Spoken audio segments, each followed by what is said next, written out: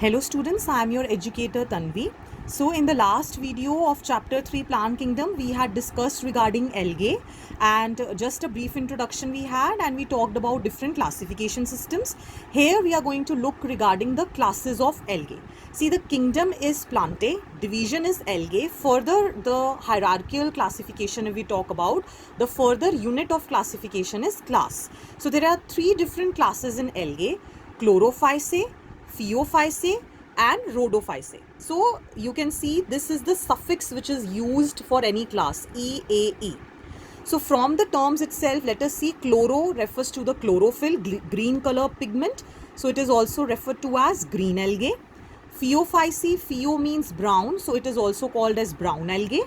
Rhodo means red, so it is also called as red algae. So mainly the division is on the basis of the pigments, the color which it contains. And other different features are also there: the spores they are forming, what is the habitat, and the type of chlorophyll and reserve food material. But the basically they are divided on the basis of the pigments. Now coming to Chlorophyceae, let us look at the shape. It varies in shape. Unicellular, it can be made up of single cell. Colonial means they are present in clusters like in volvox, so a colony type of structure is formed. Filament, it can be filamentous. Regarding chloroplasts also, there is huge variety regarding the shape. It can be disc shaped, discoid, it can be plate like, it can be a spiral shape, reticulate, something like this structure, and cup shaped. Now talking about a unique feature of Chlorophyceae is they contain pyrenoids, which are storage units which are going to store proteins and starch. Now these are present in the chloroplast, and what they are storing? Proteins and starch. And starch is also the reserve food material in case of green algae. Cell wall, if we talk about, cellulose is the main component, plus it also contains pectose. Next, chlorophyll. There are variety of chlorophyll. See, the function is the same. They are green color pigment. They will perform photosynthesis. Only there are certain structural differences that lead to variety of chlorophylls. So it contains chlorophyll A and B. These are the two types. Vegetative reproduction, like we talked about in algae, it is fragmentation. The asexual reproduction is by production of motile spores, which is zoospores, and it is contained within a specialized structure that is called as zoosporangia. Coming to sexual reproduction, as we had seen, it is of three types, and all the three types can occur: oogamous, isogamous and anisogamous. Certain examples which you need to remember: Chlamydomonas, Spirogyra and Volvox, which is, I told you, it is the colonial type of algae. It occurs in clusters and colonies. Next, coming to the brown algae, that is Phaeophyceae. So let us see the structure. It is branched and filamentous. So generally the unique feature over here is that the brown algae, they can be very huge, like Ectocarpus is huge, and kelps, these are massive algae. They're, you can say, so much they are branched. Profusely branched means highly branched, that their length can go up to meters. Talking about chlorophyll type, it is A and C plus xanthophylls and fucoxanthin, which is giving the brown color to this algae. Reserve food material, again polysaccharides, mannitol and laminarin. These are the polysaccharides. The cell wall is constituted of cellulose and L-gene. Again, these are polysaccharides and polymers of glucose, if we talk about cellulose. Then next unique feature of brown algae is that the plant body is attached with the help of holdfast. It also has stipe and a frond. So what are these? Actually, these are plant-like structures. Holdfast is root-like structure, stipe is stem-like structure, and frond is a leaf-like structure. Coming to vegetative reproduction, it is fragmentation. Asexual reproduction, same zoospores, but again unique feature in brown algae is that the spores, the shape of the spore is pear shape, and the flagella which it contains is unequal. One is long and one is short. Then sexual reproduction, if we talk about, again all the three types: isogamous, anisogamous and oogamous. Let us look at the examples: Ectocarpus, huge algae; Sargassum and Fucus. So like it has fucoxanthin, brown color pigment. From here you can remember one example, that is Fucus. Next, rhodophyceae, that is the red algae. Again, it has chlorophyll A and chlorophyll D.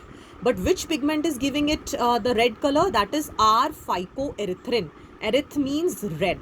So this pigment is giving it red color. Unique feature is their habitat also. They are found in warm regions as well as in oceans. Now what is the unique point? That they are not only found in the well lighted regions, means not only at the top of the ocean, they are also found deep in the oceans. Okay, very deep down in the bottom, at the bottom. Talking about its reserve food material is also unique, which is Floridian starch. It is a modified starch. Starch is also a polymer of glucose, right? So it has branched segments also and unbranched segments also. Regarding cell wall, it contains cellulose, pectin and also some esters of sulfate, which are called as polysulfate esters. Vegetative reproduction is the same, fragmentation. Unique feature is the asexual reproduction. Here flagella is not produced. There are non-motile spores which are called as aplanospores. They don't have flagella. So this is the unique feature of red algae, that at any stage in the life cycle they are not possessing flagella. So these are non-motile. They will not move. Then regarding sexual reproduction also, the difference is that only isogamous type of reproduction is there, and it is non-motile gametes are present. Okay, and mainly sometimes oogamous is also seen. In case of the sexual reproduction, mainly it is oogamous, and the gametes are non-motile. Talking about examples, Gracilaria, Polysiphonia and Gelidium. Next, let us just have a brief introduction of what bryophytes are. Then in the next lecture, we will discuss in detail. So bryophytes are the another division of plant kingdom, and it mainly consists of mosses and liverworts. Okay, these are the two types of bryophytes. Now, what is the habitat? Moist, shaded areas in the hills. So generally we know, like algae, they are found in moist areas na. So bryophyte also in moist but in shaded places generally they grow. Now these are also called as amphibians of plant kingdom. Amphibian, what is an amphibian? That lives both on land and water. So bryophyte, how we say they are amphibians of plant kingdom? Because they need water to complete their sexual cycle. So water is very much essential for the sexual reproduction. That is why they are called as amphibians of plant kingdom. Another thing is, like the algae, they also lack true leaves, stems and roots. So only leaf-like, stem-like and root-like structures are present, but the plant body is more organized. So that is called as thallus, and it is more differentiated than an algae. Then there are certain terms which are introduced in bryophytes, and it will be carried on to the next category also. First is gametophyte. Gametophyte is that plant body, children, that produces gametes. Gametes are what? The reproductive cells, and they are always haploid, means they are having half set of chromosomes. So gametophyte, they produce gametes.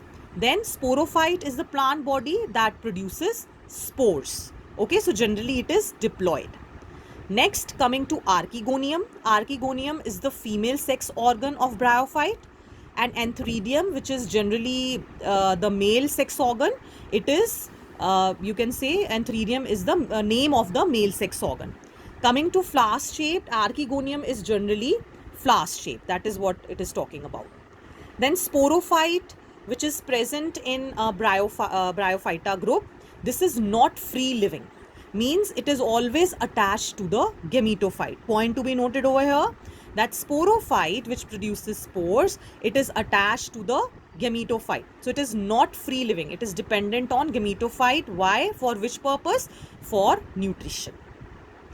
Then the gametophyte is free living. See, here the differences will come in the further divisions which we will study. So this point is important to note, that sporophyte is not free living, but the gametophyte is very much free living. It has independent existence.